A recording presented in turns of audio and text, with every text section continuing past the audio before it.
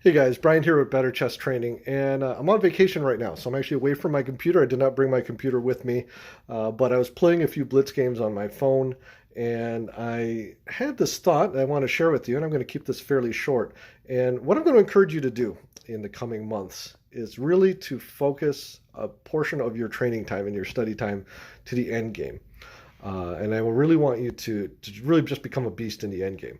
And there's a few reasons for this, which I'll lay out very briefly. First off, it's an area that a lot of amateur players below master level, and even some masters, they don't really study very much. So if you have an expertise in this area, every time you enter the end game, you're going to have an advantage. Secondly, it's an area of chess that is fairly easy to improve. There's a lot of great books out there because there's fewer pieces on the board. The concepts are, even though they may be uh, intricate, are fairly accessible as opposed to maybe some subtle middle game strategies. So really pawn end games, rook and pawn, the meat of the end game is really, they're really not that difficult to study.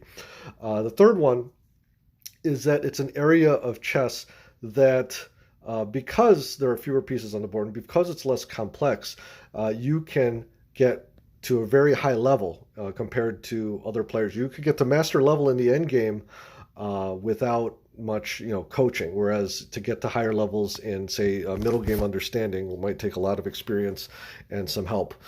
So it's an area that you can really stand out in with fairly inexpensive resources and just some time to study and practice.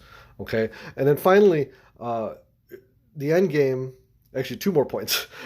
First off, the end game knowledge you gain, is going to be relevant for the rest of your chess career. Whereas if you're studying openings, and again, I'm not saying don't study openings, but if you're studying openings, you might change openings in the future, or the theory might change where that specific knowledge may not be as relevant in the future. Whereas the endgame theory pretty much is worked out, and it's a matter of accumulating that knowledge and experience, and you'll have that for forever. Okay, and then the final one is that knowledge of the endgame will help you in other phases of your of the game. For example, in the opening and the end game, it will help you to determine whether or not you should go into certain exchanges, whether you should trade down into a simpler position, because you'll be able to evaluate whether or not you're going to have a better position or an even position. And then you could gauge what lines you go into, what variations you play into because of that knowledge. So, in summary, study the end game. If you look on the betterchesstraining.com website, as well as on the YouTube channel, I have a lot of videos, a lot of links and resources in order to get better at the end game. I have a lot of videos actually showing some of my end games as well as some end game theory, and check those out.